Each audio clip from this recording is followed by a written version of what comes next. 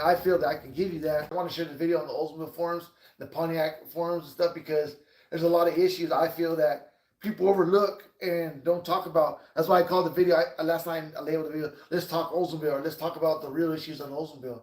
And I feel these are more issues versus some of the stuff I see people doing on the chats and on the thing. And for instance, a lot of people try to hit on the fact of they try to on performance, where we're all trying to get performance. Don't get me wrong, but what I mean by that is they try to like focus on like competition porting heads and high end parts.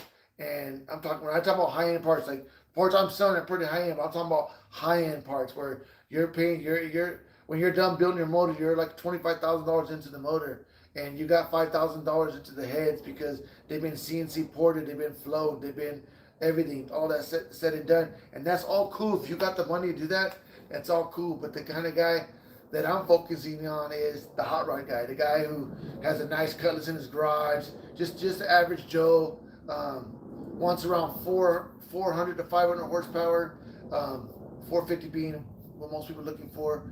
You know, those are backwards. They make more torque than horsepower. So if you're making 450, you're probably getting around 475 in torque, and they're good with that.